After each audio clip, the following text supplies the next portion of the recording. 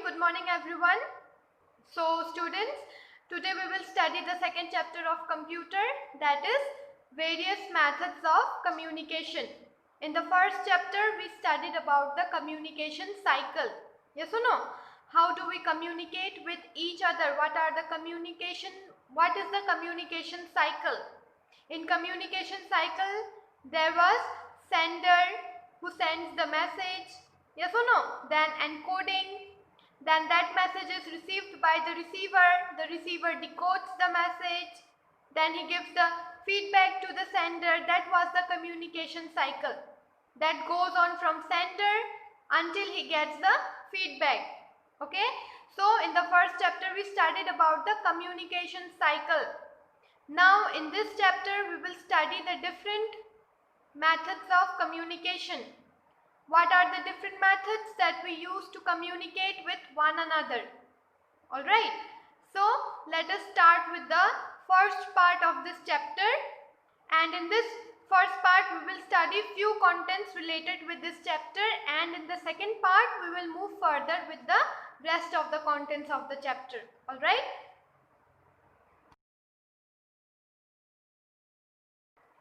So students, the contents of the first part is, first we will study the methods of communication, then verbal communication, and in verbal communication what are the different methods through which we communicate, that is oral communication and written communication.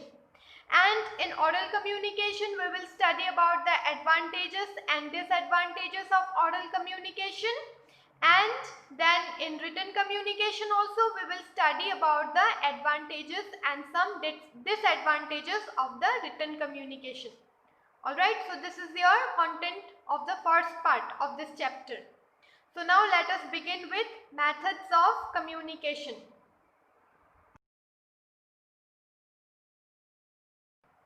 So students, let us begin. It is written, see, communication means exchanging ideas, opinions or information among people.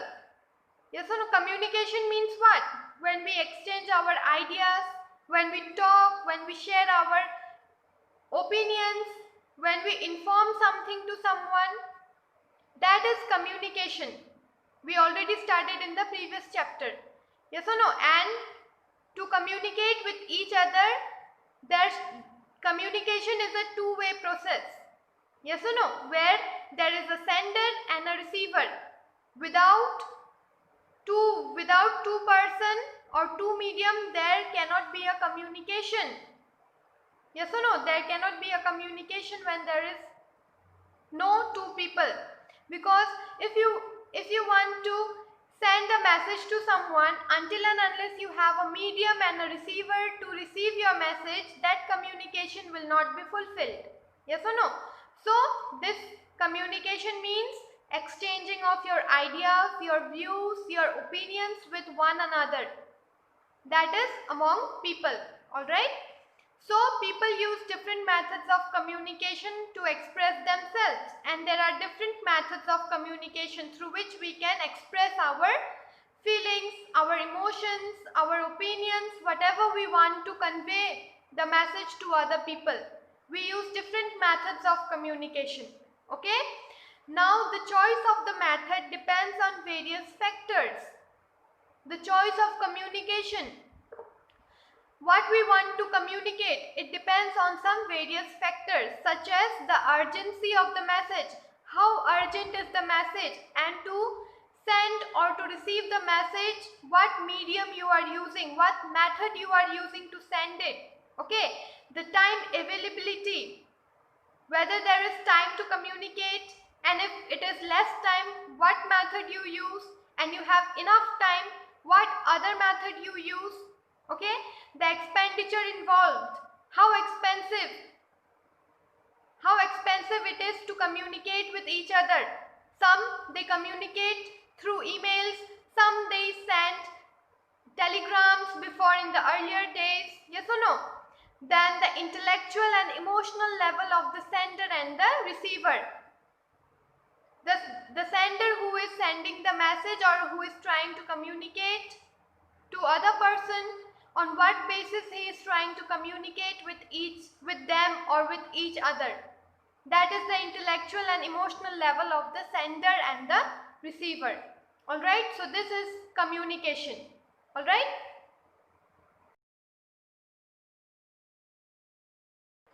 And now students, what are the methods of communication? What are the different methods of communication? There are three basic methods of communication. Okay. The first one is verbal communication. Verbal communication in which we speak and we communicate with each other. Verbal communication comprise of speaking. Okay. Then non-verbal communication, where we do not use words to communicate. It can be written or it can be some gestures or expressions, non-verbal communication. And there is visual communication. Visual communication means communicating while staring each other, while looking into each other. That is called as visual communication.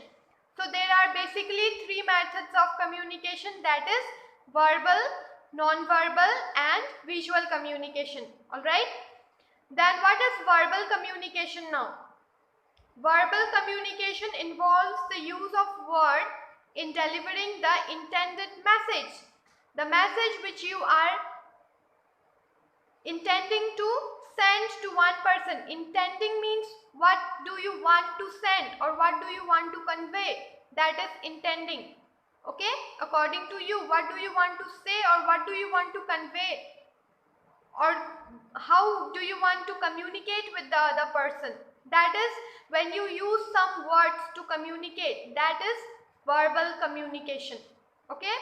And words are the most accurate and powerful tool to express and share ideas, and words are regarded as the most powerful and accurate tool for verbal communication. Yes or no? When we speak with each other, we communicate well. That is very powerful tool of communication. Speaking is a very powerful tool of communication. Alright. So this is about the verbal communication. Now let's move to the next part. And students, there are two primary forms of verbal communication. There are two parts of verbal communication. One is oral communication. That is when we speak and we communicate, and written communication when we write. In both the communication we use words as a tool. Yes or no? We use words as a tool to communicate. There are two primary forms of verbal communication, that is oral communication and written communication. Okay. Now what is oral communication? The process of expressing information or ideas through spoken words are known as oral communication. When we express our feelings or we want to convey the information or our ideas through words, through speaking, that is oral communication. Oral means speaking. Okay? When we speak and we convey the message or we try to communicate, then it is oral communication. Alright? It is the most natural way of communicating than written form.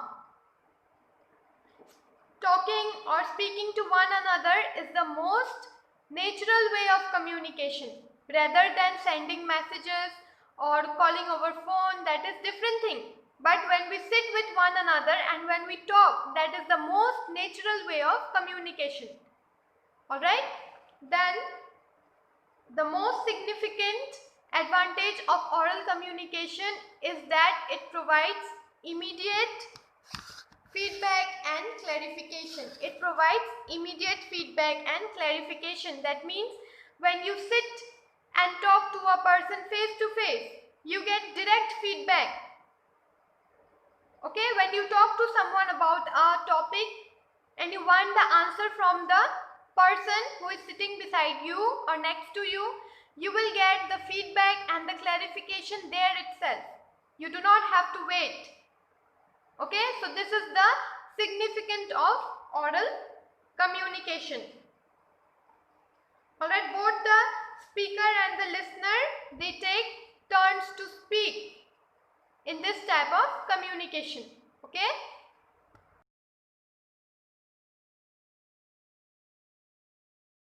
What happens in oral communication? Both the speaker and the listener, they take turns to speak and enter into a kind of dialogue to make the whole communication process a purposeful.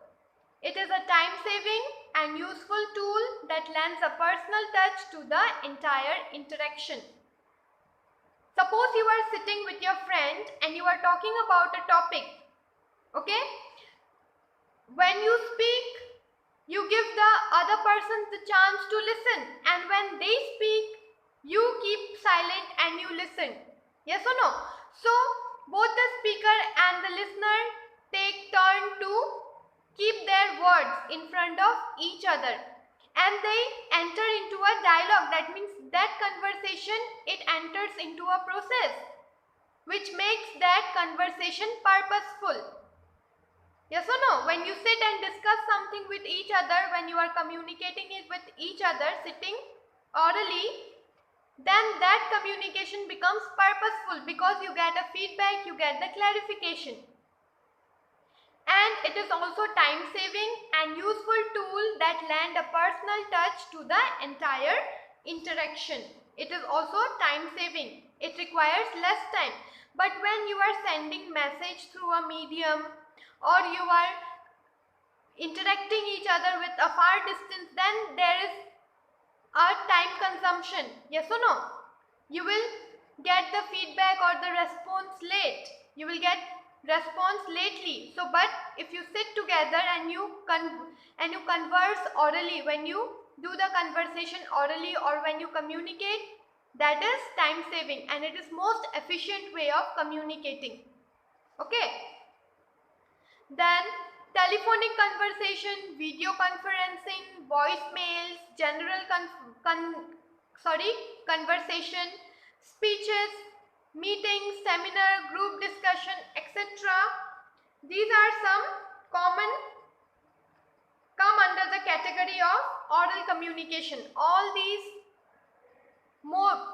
mediums comes under the category of oral communication, like telephonic conversation. Though you are not sitting together or you are sitting far from each other, but when you talk over phone also, that is also an oral communication.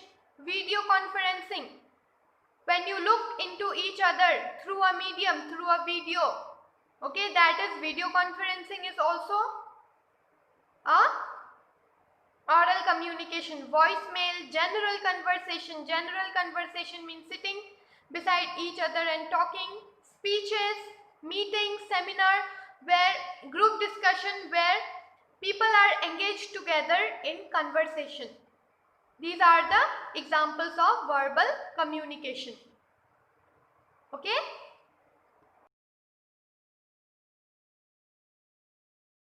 And now students, what are the factors that determines the effectiveness of an oral communication? In oral communication, what are the different factors that you have to keep in mind while communicating with each other? See, the first one is pace, P-A-C-E, pace. It means how fast or slow you speak. Okay? It is the frequency of your speaking, how fast or slow you are in speaking. That is called as pace.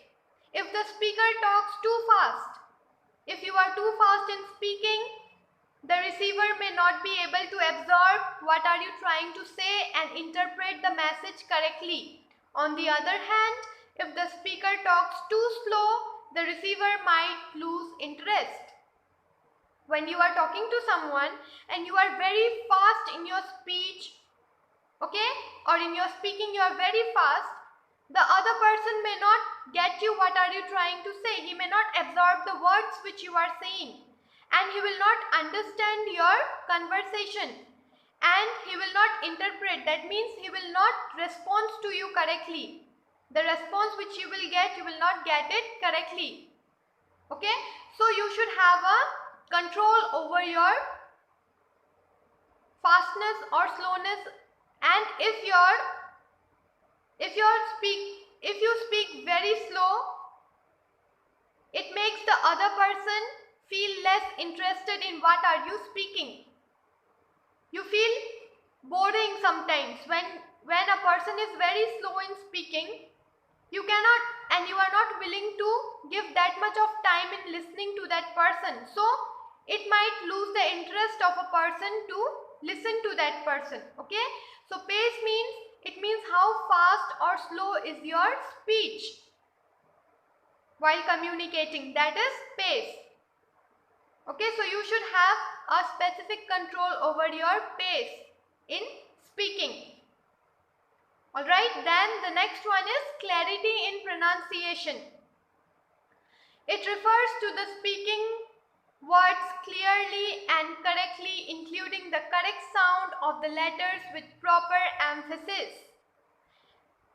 Whatever words you are choosing to speak, it should be very clear and it should be very correct. Then only the other person will understand. If your pronunciation is not correct and it is not clear, it will be problem to the other person to understand and interpret according to your communication. You will not be able to communicate with that person until and unless your pronunciation is correct. Now I am trying to explain you. If my pronunciation will not be correct, you will not understand what I am trying to explain you. Yes or no? So you must keep the clarity in your pronunciation, and the pace should be medium so that the person who is listening to you, the other person who is listening to you, get your point, understands you and reciprocate you according to the conversation. Reciprocate means respond you. Alright?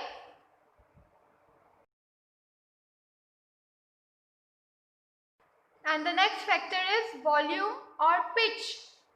Volume or pitch means how loud or soft you are. It means how loud or soft your voice is. If the speaker talks in loud volume with someone sitting across the table, he may sound dominating and the receiver might feel detached or unconnected. If you are sitting with someone in front of you and you speak in a loud voice, the other person may think that you are trying to shout at him or you are trying to dominate him. So he might feel dominating and he might feel detached. He will not attach to your conversation and he will feel unconnected. He will not connect to the conversation that you are trying to have with him. On the other hand, speaking in a soft voice leads the receiver to think that the speaker is shy or not confident. So you need to have a balanced tone, and if your voice is very soft also, the other person may feel that you are not confident in speaking or communicating, or you are feeling shy. So you must have a balanced tone. The volume and the pitch of your tone should be balanced. It should not be too high until and unless it is necessary. You can raise your voice when you are sitting in a group, in a many group of people where there are 50 to 100 people. Then you need to raise your voice so that each and every person could listen you. But if you are sitting only among one or two persons who can listen to your voice easily, that there is no need to shout or raise your voice loud. You can speak in a balanced tone. And when you are trying to convey your speech, or when you are trying to communicate among 100 or 50 people, your voice shouldn't be so soft that the people might think that you are less confident or you are shy to speak up. Okay? So there should be always a balanced tone in your oral communication. That means in your speaking, you should always have a balanced tone. Okay? The next factor is choice of words. What words you are choosing while speaking to a person. That is also very, very important. It refers to the choosing of the appropriate word while communicating. When you are communicating with one person, you have to be very careful with the words that you choose to speak. Okay, for example, see, there is a comment and an interpretation. It is an example. Okay, suppose you are telling to a person that these shoes are very cheap. When do we use this cheap word? In a negative way. Yes or no? So the person to whom you are saying this, he may take it in a negative way. Okay, and what does it interpret to the other person? The shoes look shabby, it looks very untidy. The shoes are not costly. That means it is very cheap. The shoes are not costly. The comment of this sentence, the interpretation of this comment, like these shoes are very cheap. What will the other person interpret? What will he take it in the form? He will think that the shoes looks very shabby. That means it's very untidy and the shoes are not costly. That means it is very cheap and of less cost. It is not so costly. That means very cheap. Okay, the shoes are very economical. And the other comment is the shoes are very economical. There are two comments. Okay, there are two differences between the words which you are using to speak. The first word which you are using, that is, the shoes are very cheap. When you say like this, the interpretation will be as in you are giving a negative comment to the people, to the person, like the shoes look very shabby and it is not costly. But when you say these shoes are very economical, it means that the shoes are not costly. There is a two-way of speaking, of choosing the words while you speak. Even if you want to convey a negative communication, choose such a word that the other person will not take it as personal. Okay? The remark about someone's shoes using two different words leads to entirely interpretation by the receiver. That means what the receiver will interpret, it depends on your words. Okay, the words which you are using to say something to other person, it depends on you entirely. The receiver will entirely interpret according to your word. If you use such a word which will not hurt his intentions or emotions, then he will not take it in the wrong way. But if you use such words like cheap, shabby, dirty, cheap, these are some words which gives a negative sense to the person who is listening to you while communication. Okay, then therefore while drafting your message, carefully choose words that communicate your meaning clearly and leave a less scope for misinterpretation. When you draft your message, okay, when you create a word to speak, choose the word so carefully that the other person do not misinterpret what are you trying to explain him or what are you trying to speak in front of him. Okay, so choice of words is very necessary factor while in a oral communication. Not only in oral communication, in every type of communication, choice of word is very, very important. Alright. The next factor is fluency. How fluent you are in speaking. It refers to the ability to speak with ease and accuracy in language. When you are easily speaking a language or you are very accurate in it, it creates a good communication between each other. The other person feel interested in listening to you. But if your fluency is not good, when you murmur, when you use some words like this kind of word when you use, then it makes the person feel less interested in communicating with you. So you should be very fluent when you speak. Alright? And fluency refers to the ability to speak with ease and accuracy in a language. Okay? To talk with fluency means that your speech flows well and there are not many interruptions to that flow. It keeps the receiver engaged. What are you trying to speak? It goes on the same flow, so that the receiver which is listening to you, he also pay that much of interest while you are speaking to him, while you are communicating with him. It keeps the receiver, the listener or the receiver engaged in your communication. So you must be very fluent. Okay? Then the next one is length of communication.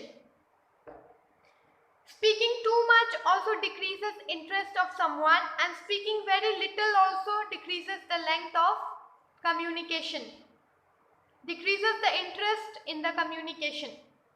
If your speech is very long, it makes the person feel boring, and if your speech is very slow or very small, it is of a less words or less length, it also makes the listener feel that you don't have anything interesting to communicate with them. See, the conversation should be simple, short and to the point. Whatever you are trying to communicate, it should be simple, it should be short and to the point. You do not have to make it round and round, go here and there to communicate with each other. Then if the speaker talks for a long duration of time about things which are not relevant to the topic, if a speaker is speaking to a topic which is not relevant also to the listener to listen about the things, then the listener lose interest in the speech and the purpose of the speech is defeated. Defeated means he will not listen to you, he will not pay attention to the speaker. The listener will not pay attention to the speaker, as whatever he is saying, the topic which he is using, it is not relevant to the speaker to listen. So never make a conversation too lengthy or too long. On the other hand, a conversation which is short conveys the message clearly and concisely and keeps the listener engaged. If a message is short, not too short, not that too short also, that the listener do not understand only what are you trying to say. It should be short, simple and to the point. It should be accurate. What are you trying to say? You make them understand in a simple and short way. Okay, that is the length of communication. Do not make it too long so that the listener feels bored. Okay, or he may not pay any interest in your communication.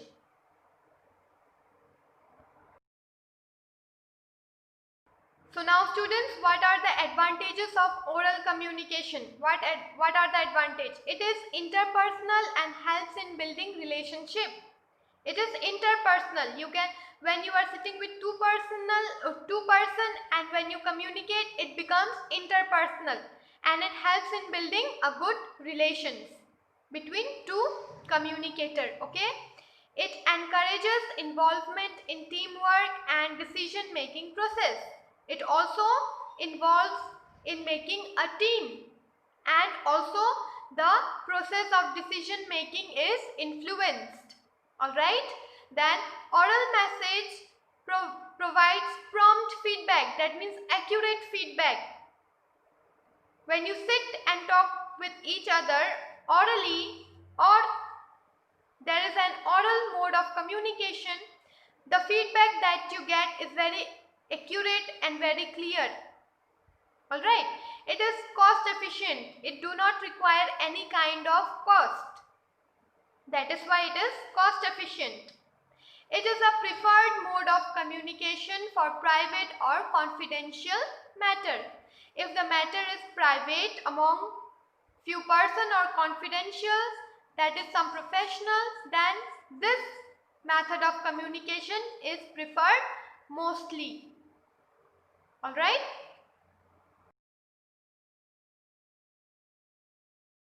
And now students, what are the disadvantages of oral communication? In this form of communication, emotions are visible and hence can lead to miscommunication. Suppose when you are angry with someone and you are speaking with them in a high tone or very harshly, it shows the emotions, yes or no? So it can mislead, sometimes it can mislead to a miscommunication. It has no legal validity. When you speak something, you can deny what you spoke. Yes or no? So it has no legal validity. It does not provide a permanent record and the message can be easily forgotten. What you speak sometimes, it can be easily forgotten because it has no permanent record. This is the disadvantages of oral communication. What we speak, we may forget later. It may be difficult for certain people to understand speech due to various accents and pace used in oral communication. Accents means the way of speaking and pace means how slow or how fast you speak. Sometimes it may be difficult to some people to understand what are you trying to speak. This form of communication is not suitable for lengthy messages. Oral communication is not suitable for lengthy messages because nobody wills to listen to a person for a long period of time. Okay, so these are some disadvantages of oral communication. Now let's move to the written communication.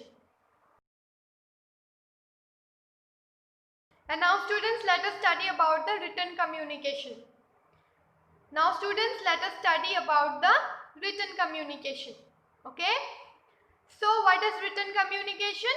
It involves sending messages in the form of written words to convey information. When we write and we convey a message to somebody, that is written communication.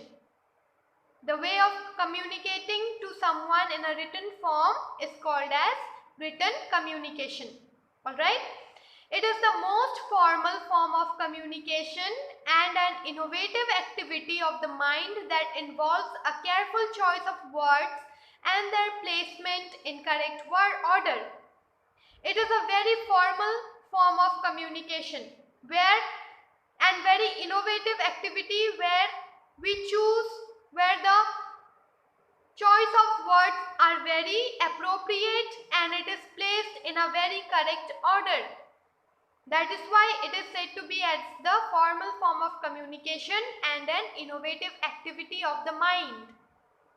Because when we write something, we think what we need to write and we place the words in such a way that it makes an appropriate sentence to deliver to someone. Yes or no?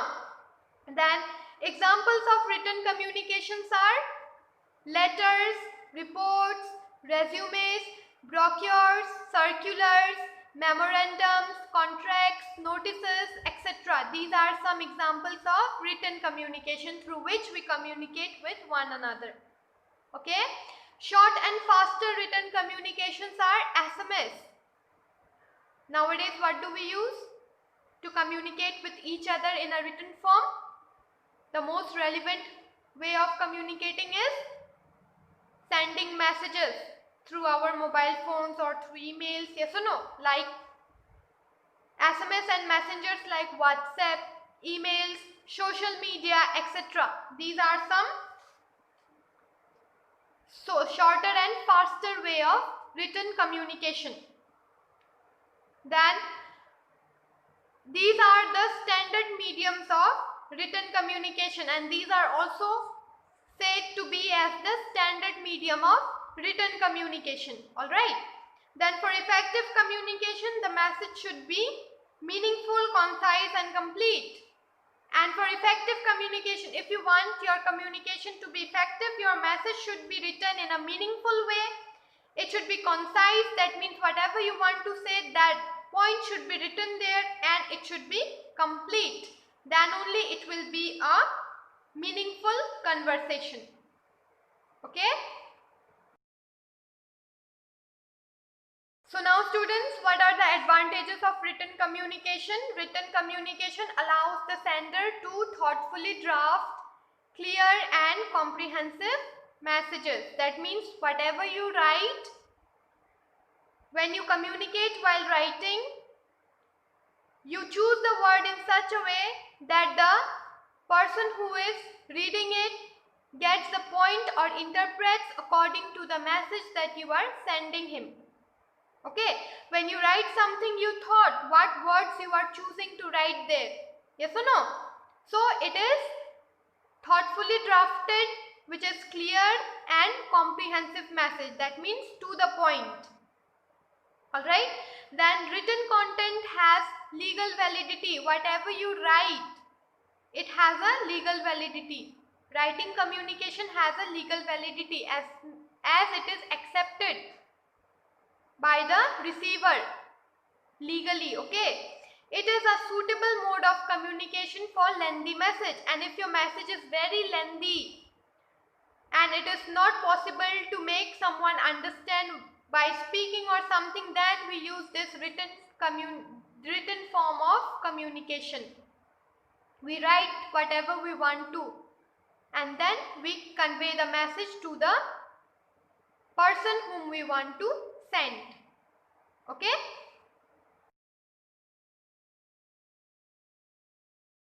And students, the disadvantages of written communication is that written communication requires time for drafting messages. When we write, we require time to draft a message. Yes or no? It requires our time. Then written communication may involve postage cost. And if you are writing something, if you are writing a letter to send someone, to post that, you will require cost. It is not cost efficient. Alright. Written messages cause feedback and consequently delays in decision making. Written message causes feedback and consequently delays in decision making. That means the feedback is not obtained very quick. You do not get the feedback very quickly. It requires time. So these are the disadvantages of written communication. It requires time to draft a message or to write a message. It involves postage cost. If you send a letter, then it will cost you. Okay, if you post a letter, it will cost you. Written message cause feedback and consequently delays in decision making. When a sender send the message to the receiver, he have to read the message, then he will take time to again reply that message, and it is time consuming. So these are some disadvantages of written communication. Alright, this is all for today. In the next class, we will continue with the next part of this chapter, that is from the non-verbal communication and visual communication. Two topics are there. Alright, so I will see you in the next class. Till then, take care of yourself.